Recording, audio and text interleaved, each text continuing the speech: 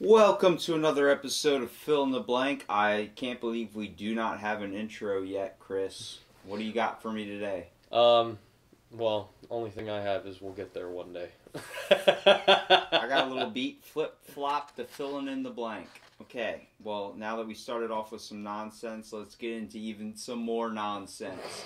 Chris, you know what we're talking about today? Yeah, you mentioned Acoustic Kitty. Alright, well, I did mention Acoustic Kitty. It was actually an operation. But it's been long exposed before that we have used animals for military purposes. What's the most common thing you think you can use an animal for? Sending messages. Say pigeons, carrying messages over long distances. Before we had the good old email and the good old textification and that little, AOL we all got frustrated with at times. But before that, and horseback and messaging was done through pigeons and also owls, like on Harry Potter or something like that. So, when I say animals used for war purposes, what does that spark in your head? Well, just because of the title, I'd say like surveillance. Like you use it for spying purposes somehow. But if in like today's day and age, if someone told me we used animals as spies, I would think like fully autonomous animals. You know what I mean? Like not a live animal. I'm saying like what you see on robotic TV. Animal. What you see on TV with the half robot animal, like it's like a dog with like a part of it, like you can see its brain floating in a jar. Oh man, yeah, and, well, like robotic some legs. Fallout New Vegas stuff. Yeah. Well, Acoustic Kitty was a CIA project launched by the Central Intelligence Agency Directorate of Science and Technology. In the 1960s, it was intended to use cats to spy on the Kremlin and Soviet embassies. Oh. So we tried to use this for tactical purposes, like you were hinting at. In an hour-long procedure, a veterinary surgeon implanted a microphone in the cat's ear canal, a small radio transmitter at the base of its skull, and a thin wire into its fur. This would allow the cat to innocuously record and transmit sound from its surroundings. Due to problems with distraction, the cat's sense of hunger had to be addressed in another operation. Victor Marchetti, a former CIA officer, said Project Acoustic Kitty cost about $20 million. That's the same price it cost to fund the Project Jedi. Yeah, that's... So when we're training psychic warriors, it takes $20 to implant a microphone into a cat. Yeah, the same exact amount. I love how it says that there's this distraction such as hunger had to be addressed.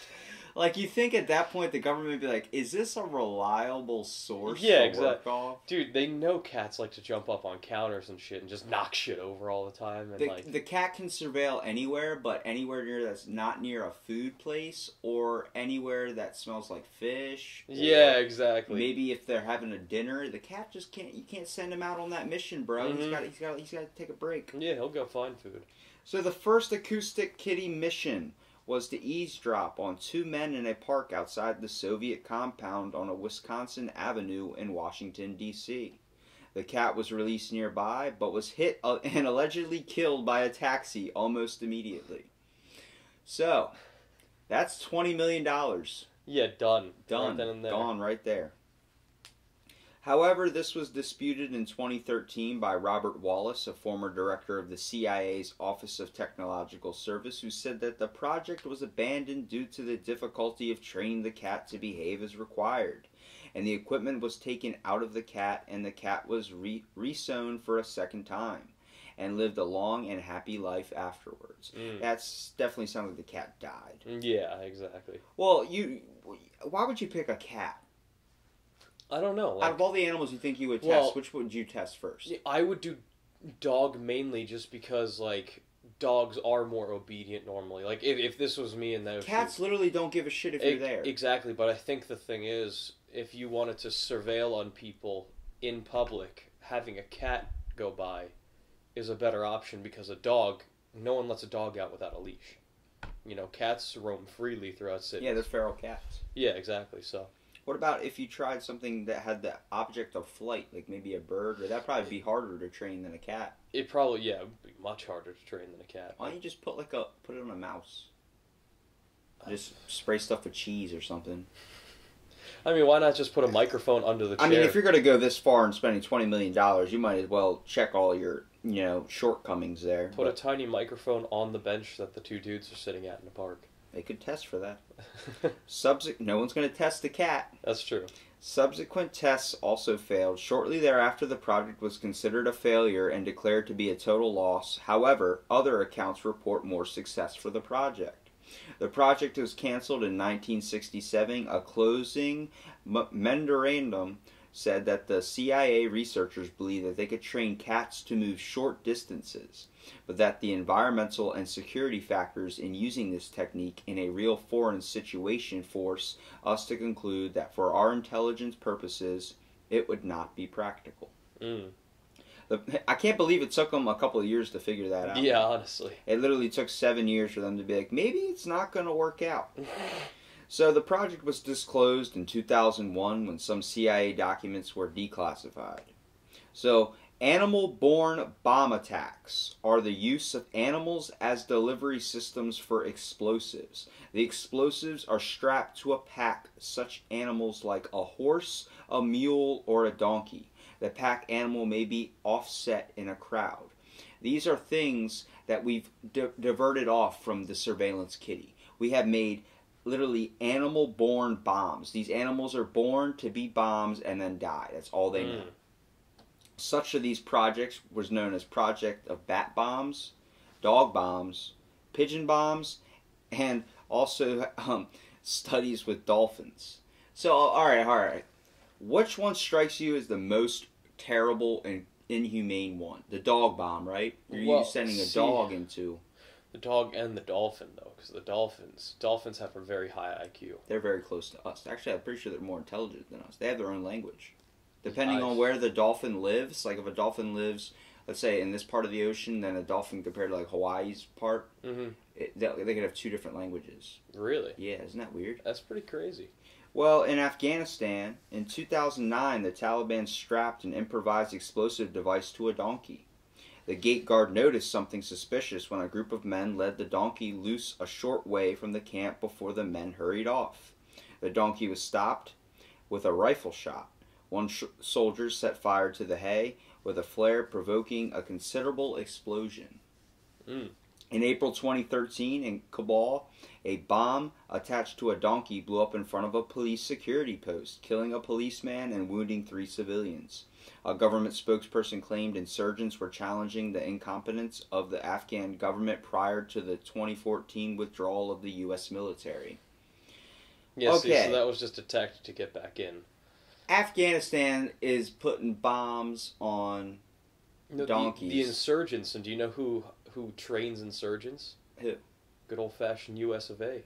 Okay, but the fact is, I only know one movie where I've seen this happen, and that's the movie where, like, Django, where he has the dynamite on the dude's horse, and then he shoots the horse or whatever, and the thing blows up. Like, that makes sense, but, we used dynamite on donkeys, too, but we used it in not an exploding way. We used it to go to gold mines, and during the gold rush, we would use them to blow up mines and stuff. So, in Iraq, on 21st of November 2003, 8 rockets were fired from donkey carts at the Iraqi oil ministry and 2 hotels in downtown Baghdad, injuring 1 man and causing some damage. In 2004, a donkey in Ramadi was loaded with explosives and set off towards a U.S.-run checkpoint. It exploded before it was able to kill or injure anyone. The incident, along with a number of similar incidents involving dogs, fueled fears of terroristic practices of using live animals as weapons, a change from an older practice of using the bodies of dead animals to hold explosives. The use of improvised explosion devices concealed to animal carcasses was almost a common practice amongst the Iraqi insurgency. Obviously, if the animal's dead, you don't care about putting a bomb into it. I have a little bit more feelings different than putting it on a live animal. Yeah. What do you think is their fascination with putting it on donkeys and dogs? Do you think that's just because the animals they had out there, probably the most common ones down there? I think that's like... I don't think everybody owns a cat. Yeah, no. But I think if you see, like, if anybody sees a dog lying on the ground somewhere, like, not moving, they're more likely to go up to that, And, like, in that country, I guess a donkey, too, because, like, donkeys are pretty valuable there. So it's probably just like because it's such a common animal for people to own, people are going to be more willing to go check up on it, you know. Well, in Lebanon, Malia Soufanji, a young Lebanese woman, was caught in the security zone in November 1985 with an explosive device mounted on a donkey, with which she had failed to carry out an attack. She claimed that she had been recruited and dispatched by Syrian Brigadier General Ghazi Karian, who supplied the explosive and instructions on how the attack was to be carried out from his headquarters in the town of Anjar in the Bekaa Valley. It seems like in this whole giant kind of Middle East type vibe, it's a lot of donkey abuse. Yeah. You know, maybe instead of SPCA commercials about dogs, we should have SPCA commercials about donkeys. Middle Eastern donkeys. I would like to see Sarah McLachlan going, for $1, you may not be able to feed an African child, but you will be able to save a donkey from getting bombs put on it and thrown into a war situation. Yeah, exactly. Is it also because donkeys don't have, I guess, like a horse where it startles easy? A donkey is not known to startle easy. They're more stubborn. That's why they're known as the stubborn ass. Maybe that is it. You like that connection? Mm-hmm. So in the United States, the good old US of A, in 1862, during the New Mexico campaign of the American Civil War, a Confederate force approached the ford at Valor Verde, 6 miles north of Fort Craig, hoping to cut Union communications between the fort and their headquarters in Santa Fe. About midnight, Union Captain James Creighton tried to blow up a few rebel picket posts by sending mules loaded with barrels of fused gunpowder into the Confederate lines. But the faithful old Army mules insisted on wandering back towards the Union camp before blowing to bits. So that's a role reverse right there. You go, all right, donkey, I want you to go blow up their side, and then the donkey just comes back to you. Like, yeah, exactly. You didn't give me a carrot before you set me off, so... So, hey, that's in America too, man. We got donkey usage over here. So, although the only casualties were 2 mules, the explosion stampeded a herd of Confederate beef cattle and horses into the Union's lines, so depriving the Confederate troops of some much-needed provisions and horses. So they injured themselves in a way. They literally shot themselves. They literally blew up a donkey on themselves. Yeah. That's a good metaphor. We should get that one started. Instead of saying you shot yourself in the foot, you blew up a donkey in your own lines. You blew up a war animal on yourself. So, in the Wall Street bombing of 1920, an incident thought to be related to the 1919 United States anarchist bombings, anarchists used a bomb carried by a horse-drawn cart. What? You feel like terrorism has evolved? How so? Well, this is a really dumb project to fund money into, but it seems like this is like how we started with the wheel, and now we have cars and stuff. Do you believe like this is what it was? Like we had animals that would like blow yourself up or blow themselves up. I mean, and then now we have like IED tank rovers that go in and just blow it up for us. Yeah. We kind of switched to machines.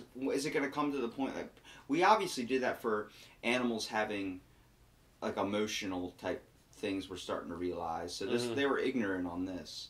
Yeah. But then now we look at machines and not having any emotion, so we'll easily put a bomb on a machine. How long until we look at machines with emotions and now we have to find something else new? That's a good point. I don't know. Probably when AI comes around. It's going to be crazy. We're going to be thinking of a dog and an IED bomb thing being the same exact thing. Yeah. So let's talk about the West Bank and the Gaza Strip. June 25th, 1995, at approximately 11 a.m., a Palestinian rode a booby-trapped donkey cart to an Israeli army base west of Khan Yunis in the Gaza Strip and detonated it. The Palestinian and the donkey were killed, but no soldiers were wounded. Hamas claimed responsibility for the attack. 3 soldiers were treated for minor shock. Are they shocked from the explosion, or are they shocked because some dude rode a freaking donkey with bombs on it? Numero dos, dude. I'm freaking out with the fact that how many people are willing to use a donkey. Yeah, that's you think a horse would be a little bit better just because, I understand it scares easier, but aren't they faster? They are faster. And they could probably haul more, right? No, a donkey hauls a lot. A donkey does haul a lot. I think a lot more than a horse. Mm-hmm. So, on June 17, 2001, a Palestinian man rode a bomb-laden donkey cart up to an Israeli position in the southern Gaza Strip and set off a small explosion. Israel soldiers destroyed the cart and no soldiers were wounded. The Palestinian man was captured by the soldiers. It seems like the only thing that's dying here is the animal.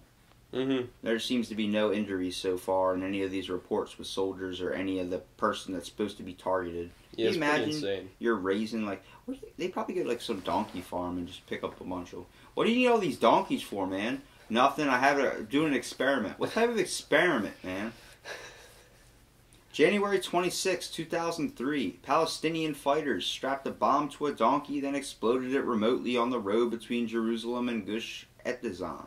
No humans were injured in the attack. PETA director Ingrid Newkirk wrote to the PLO chairman Yasser Arafat, asking him to keep animals out of the conflict. PETA was criticized for not objecting to killing of humans in the context. Well, you know, PETA's all about the protection of animals. Yeah, exactly. June 8, 2009. Palestinian gunmen approached the Carney crossing between the Gaza Strip and Israel with several trucks and at least 5 horses loaded with explosive devices and mines. The gunmen fired on IDF troops who observed them, and at least 4 gunmen were killed in the ensuing battle. A previously unknown organization called the Army of Allah Supporters claimed responsibility for the foiled attack. The IDF estimated that the gunmen had planned to kidnap an Israeli soldier.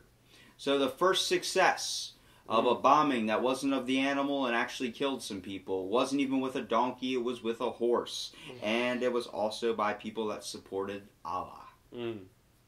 So May 25th, 2010, a small Syrian-backed militant group to the Gaza Strip blew up a donkey cart. We're back at the donkey cart. Yeah. Laden with explosive close to the border with Israel. According to a spokesperson for the group, more than 200 kilograms of dynamite were heaped onto the animal-drawn cart. The explosives were detonated several dozen meters from the border fence with Israel. The animal was killed in the blast, but no human injuries or damage were reported. Alright, you had one success with the horses, and then you're going back to donkeys, where there's been nothing but failed attempts. What? Yeah, Are they drugging the donkey up before it goes? I don't really get it. Because you'd think... if you hooked a cat on enough Adderall, or like something that makes it focus, could you eliminate the effect of it going and being distracted? Maybe. What is the one thing Adderall does that has a major side effect? It does make you focus. And one of its things is you're not hungry. Yeah, yeah. So maybe that might help. Hey, CIA, if you want to refund the program, you know, I'm giving you some ideas. It's gold here. Yeah, exactly. Okay. So, June 19th, 2014. Hamas militants attempted to attack Israel troops in Gaza with a bomb-laden donkey. IDF forces operating in the Rafah area near the Gaza-Egypt border located the donkey suspiciously approaching their position and were forced to open fire at it, causing the explosives to detonate. No people were killed, but one fair donkey that did not make it home that day. He didn't even make it to the mission objective. So what's the whole military aspect of bombings?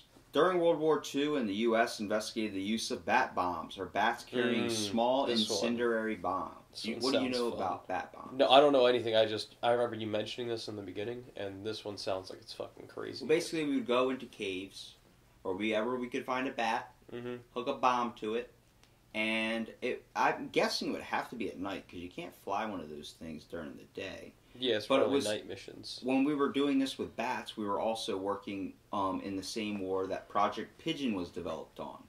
It was later called Project Orcon for Organic Control, was American behaviorist B.F. Skinner's attempt to develop a pigeon-guided missile. Do you know who B.F. Skinner is? No. He created a lot of psychological theories and stuff. He's very big in the world of psychotherapy, Sigmund Freud and all that. He's very big in that realm. At the same time, the Soviet Union developed the anti-tank dog for use against German tanks. More recently, Iran purchased several dolphins, some of which were former Soviet military dolphins, along with other sea mammals and birds, in what some have alleged to be an attempt by Iran to develop kamikaze dolphins. Hmm. Do you know what these kamikaze dolphins were intended to do? Well, blow up on something. I don't know what, though. Seek out and destroy submarines. Ah. They would strap, or enemy warships, they would strap a bomb to a dolphin. Hey, swim into that for me. Hmm. Well, you gotta think. You're under, or you see a dolphin, what's the one thing you're trying to do? You're trying to get a closer look. Mm-hmm. It's true. It's one hand's moving, and you gotta watch the other one, because the other one's gonna slap you in the face with a dolphin bomb. Yeah, I think it'd be better if, like, they trained the dolphin to, like, swim under it and then, like, deploy a package. Well, after Iran bought these dolphins, the dolphins actually didn't get used for that purpose. The dolphins, the animals are on today at display at the Kish Dolphin Park on Iran's resort island of Kish in the Persian Gulf.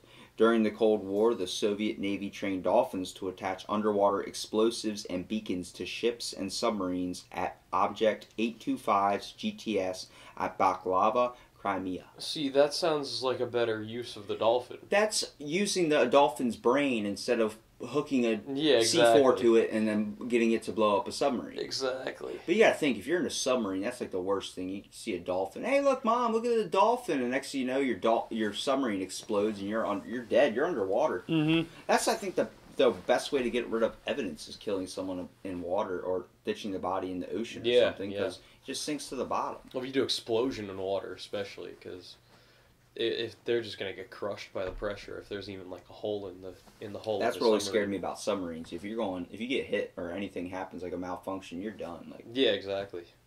So this leads to the one off-brand topic that we use today in today's military and our Navy forces, the U.S. Navy Marine Mammal Program. So it's a program administered by the U.S. Navy which studies the military use of marine animals, principally bottlenose dolphins and California sea lions, and trains animals to perform tasks such as ship and harbor protection.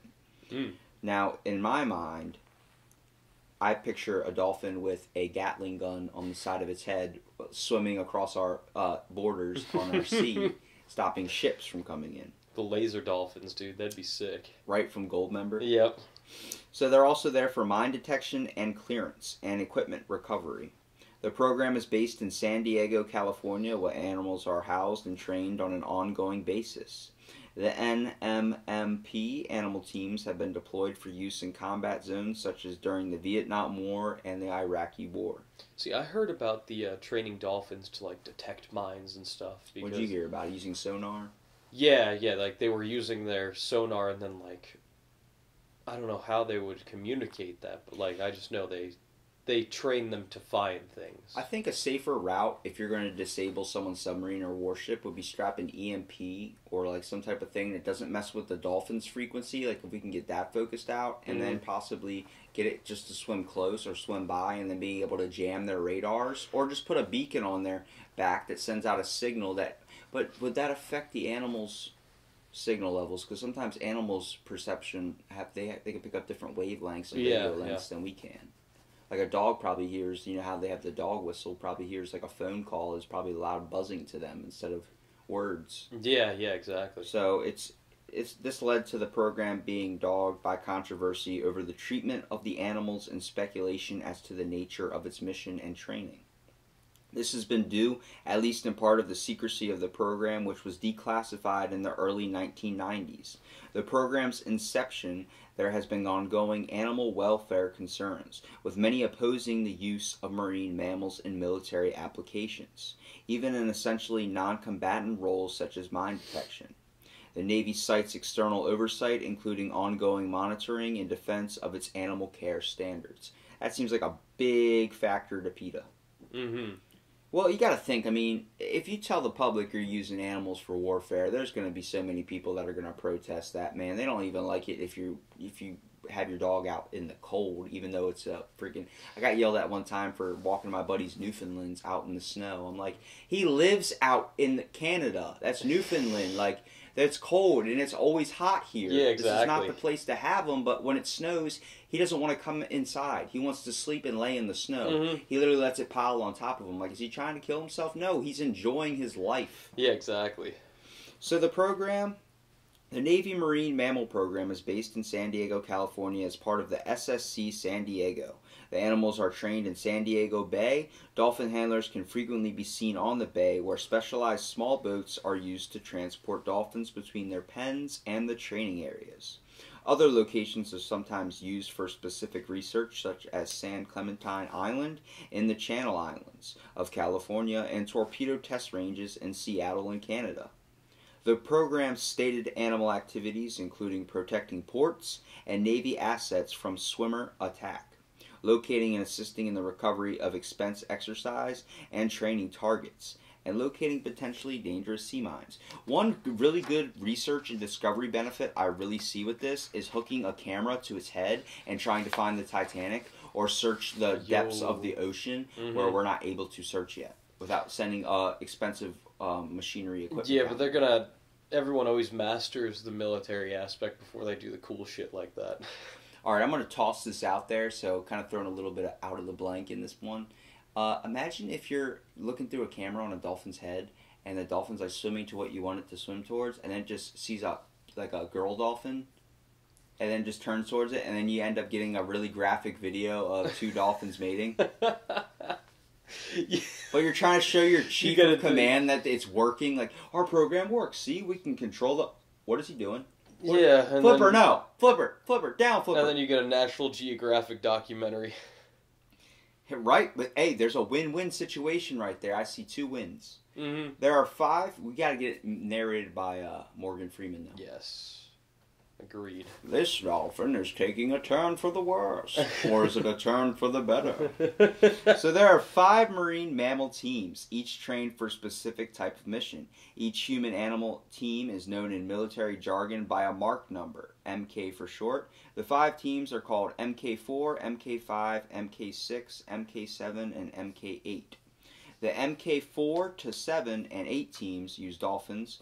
MK5 uses sea lions, and MK6 uses both sea lions and dolphins. These teams can be deployed at 72 hours notice by ship, aircraft, helicopter, and land vehicle to regional conflicts or staging areas around the world. Good now God. Picture 3 helicopters flying in the air, and you just see this freaking dolphin drop out of this helicopter. Airdrops. Like a missile. Yeah, dude. Just right in the water, yo. That'd be a good movie. They should make that movie. I agree. That'd be fucking sweet. So what'd they use for mine hunting? Well, 3 of the marine mammal teams were trained to detect enemy sea mines, which constitute a major hazard to the U.S. Navy ships. MK4 uses dolphins to detect and mark the location of tethered sea mines floating off the bottom, while MK7 dolphins are trained to detect and mark the location of mines on the sea floor or buried in sediment. Huh. The MK8 team is trained to swiftly identify safe corridors for the initial landing of the troops ashore. That's got to be a good way. I don't know how you would train them, though. Imagine those sea mines, those giants. Yeah. They're, I mean, I guess a dolphin would be good for that because they can slip past them. They're kind of like a snake in the ocean. Mm-hmm.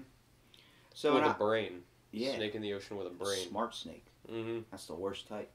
It's like a spider that can't be burned. Yeah, exactly. In operations, a dolphin awaits a cue from its handler before starting to search a specific area. Using its natural echolocation, the dolphin reports back to its handler, giving particular responses to communicate whether a target object is detected. If a mine-like target is detected, the handler sends the dolphin to mark the location of the object by releasing a buoy, so it can be avoided by Navy vessels or neutralized by Navy divers. Hey. Mine clearance dolphins were deployed to the Persian Gulf during the Iraq War in 2003. The Navy said these dolphins were effective in helping to detect more than 100 anti-ship mines and underwater booby traps from the port of Qars. So force protection. What is it? What comes in your mind when I say force protection? No idea. Like, the only thing is Star Wars with me. For the Force. Oh, God. Yeah. You're still on the Jedi Project. Dude, no, that's it. That's the only thing I know is that and fucking physics. That's about it. MK6 uses dolphins and sea lions as sentries to protect harbor installations and ships against unauthorized human swimmers. MK6 was first operationally developed with dolphins during the Vietnam War from 1965 to 1975 and the Bahrain from 1986 to 88. When an enemy diver is detected by a dolphin, the dolphin approaches from behind and bumps the device onto its back of the enemy's air tank. This device is attached to a buoy, which then explodes, alerting the Navy personnel of the intruder. Sea lions carry a similar device in their mouth, but instead attach it by handcuffing one of the enemy's limbs. The animals depend on the superior underwater senses and swimming ability to defend against counterattacks. Imagine you got all these, terrorist people coming in underwater. You can't see them. You're up on a boat. Next thing you know, buoys are just popping up everywhere and exploding, letting you know there's all these bad guys around. Yeah, exactly. And a sea lion because of a dolphin throws a dude up like freaking cops or Dog the Bounty Hunter on the shore arresting them. It's like, holy crap. Yeah, it's pretty crazy. It's weird to think that we're using animals to do this now, and it's like it's very, very smart. I'm glad they went off the lethal side of things and doing. Yeah, well, that's it. Like this is a very good solution to use animals other than sending a dolphin in. But do you think there was a reason behind that, which is the failure with explosions with it, or do you believe it was people are eventually going to lead to this topic and lead to this discovery of this program, so we might as well make it not so bad on America? I think that eventually it would have became a big problem for them, so... It would have been a big public atrocity. That's what I'm saying, yeah. So they probably went the safer route. The better road. Yeah, exactly. What about object recovery? MK5 is dedicated to the recovery of test equipment that is fired from ships or dropped from planes into the ocean. The team uses California sea lions to locate and attach recovery hardware to underwater objects such as practice mines. In this role, they can outperform human divers who are restricted to short working times and limited repeated diving. The term first demonstrated its capabilities when it's recovered in ASROC, an anti-submarine rocket from a depth of 180 feet, in November 1970. The team is trained in the recovery of the dummy victims in a simulated airplane crash. That is very good. You're going search and rescue, like where ships crash and you're looking for missing people. If the Coast Guard could have a battalion of dolphins or sea lions, that'd be a very good use. They try with killer whales, but apparently it doesn't work out so well. Dude, but how cool would it be if they did train the killer whales and it was like ship goes down, but then killer whale comes down and just lifts everyone up like he's a barge? I think we need a bigger ship than that, not a bigger ship, a bigger whale than that, depending on the ship.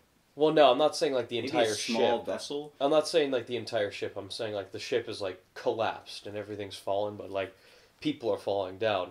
So then he goes under the people. You know what the basis of what we need to do is? We need to find Aquaman and just let him command all these for us. Like, seriously. Honestly.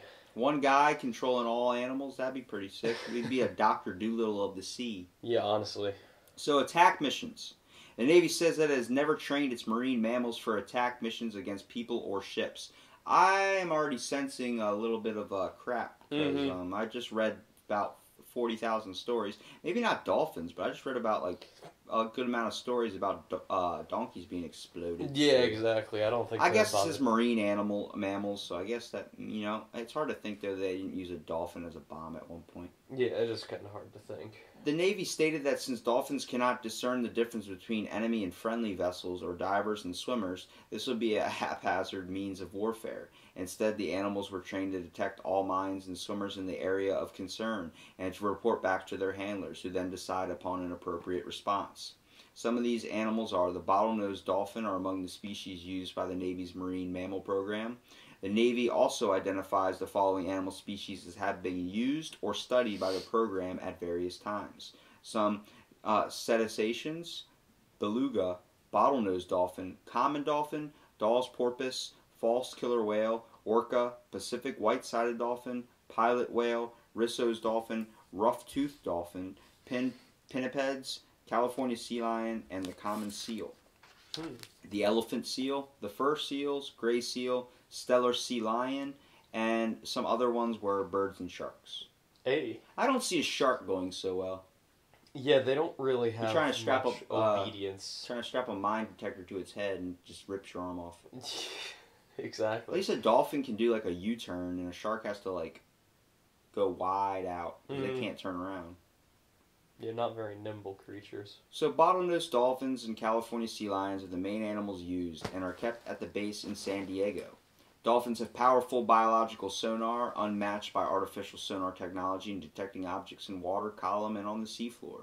Sea lions lack this, but have very sensitive underwater directional hearing and exceptional vision in low light conditions. Both of these species are trainable and capable of repetitive deep diving. As of late 1990s, about 140 marine mammals were part of the program. So, like we talked about before with PETA, animal welfare. Mm-hmm. Do they get welfare checks? Do they get welfare insurance? Does my dolphin have life insurance? So, there has been controversy related to alleged mistreatment of animals in the program, and controversy continues over the use of marine mammals for military purposes. The Navy's policy requires that only positive reinforcement techniques be used in training of their animals, and they be cared for in accordance with accepted standards. The NMMP says it complies strictly with the United States Department of Defense requirements and federal laws regarding the proper care of the animals, including the Marine Mammal Protection Act and the Animal Welfare Act. The program is listed as an accredited institution by the Association for the Accreditation of Animal Laboratory Animal Care, whose voluntary accreditation program requires research programs to demonstrate that they meet the standards of animal care beyond those required by law.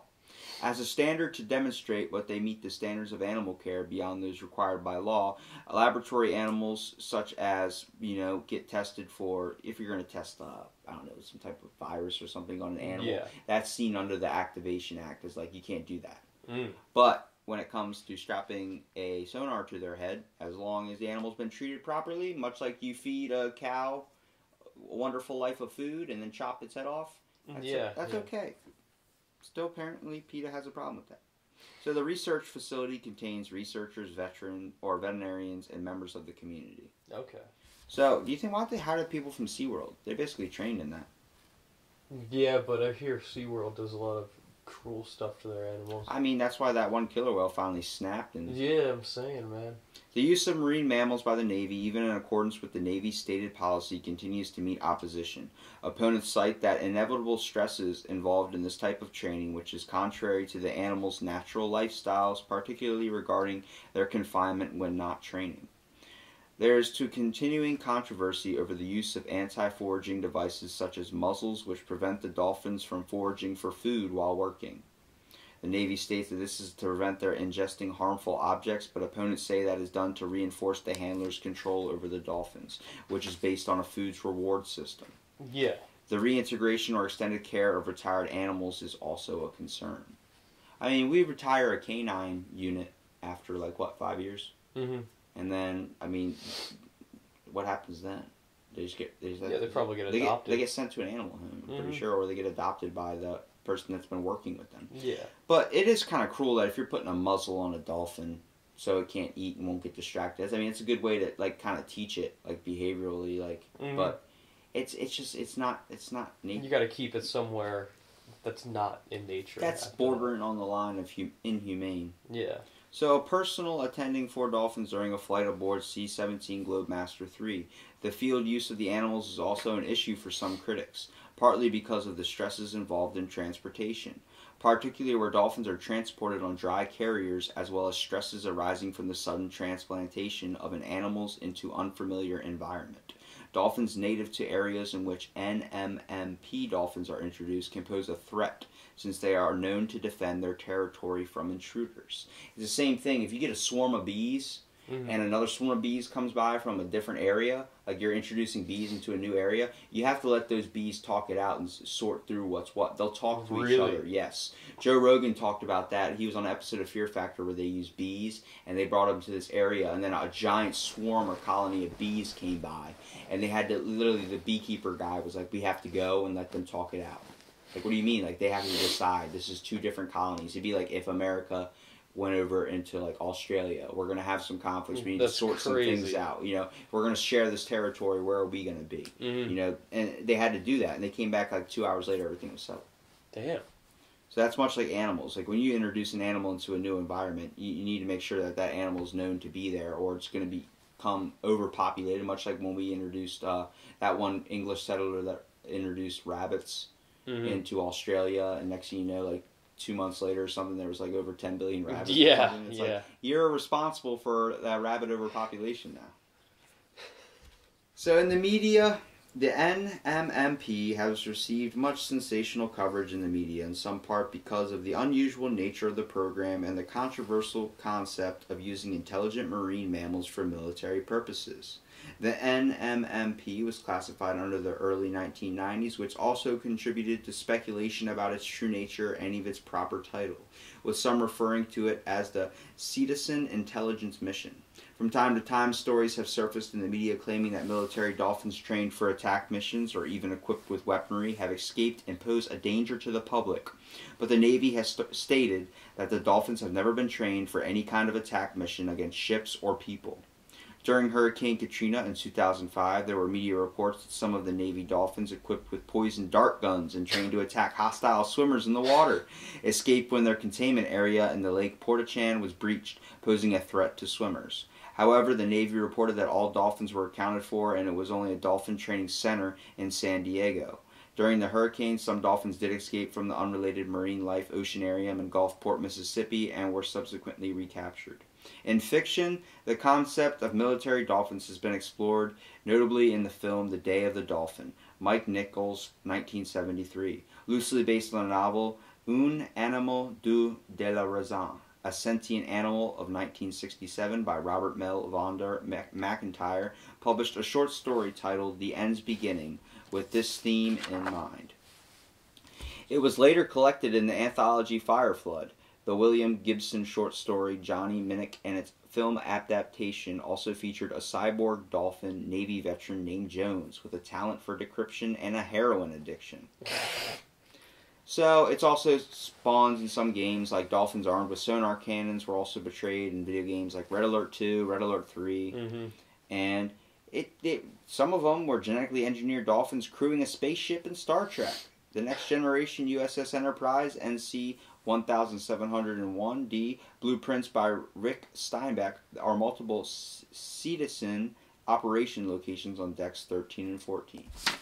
So with all this information I just read you, all this factual proof on these programs and using animals through warfare, do you think it's an overall thing we should continue investing our time into? I think the aquatic ones, because apparently aquatic animals are just super fucking smart. Do you think maybe if we switched from trying to be a more like attack kind of situation to more of a defense mechanism type thing? Yeah, it seemed like it was pretty bomb dogs and stuff like that. Yeah, like we have those. Why can't we just develop more?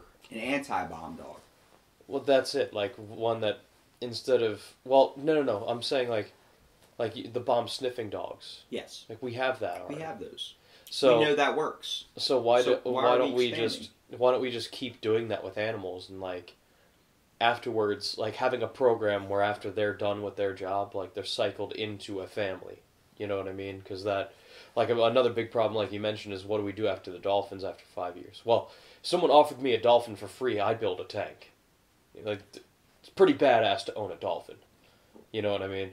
You'd fill your shower up for sure. Dude, I would find a way. If someone was like, yo, you can have this dolphin for free and he's trained to sniff out bombs. It's like, dude, that's a badass dolphin. That's when you just buy a boat and then sail. That's it. He'll follow you everywhere. Well, you gotta think, man. I mean, I think it's definitely more of a defense type thing we should be focused on. More of surveillance and espionage, maybe. Type of dealing with just trying to spy on people would probably be a better idea, putting a camera and even using it for discoveries and beneficial stuff that way. We definitely started out on the wrong foot. I mean, we had the right concept with the acoustic kitty, but going through all the different places where you're just putting bombs on animals, it seems like a last resort type thing. Like, hey, wait, I don't want to blow myself up, but I'll blow this donkey up to try and kill these people over here. Yeah, exactly. So, overall, anybody want to look up the program, it's Acoustic Kitty, and then the U.S. program we use now and still today is the U.S. Navy Marine Mammal Program, known as the NMMP. Hopefully we gave you a little bit information on this and also gave you our thoughts on it. And stay tuned for our next episode.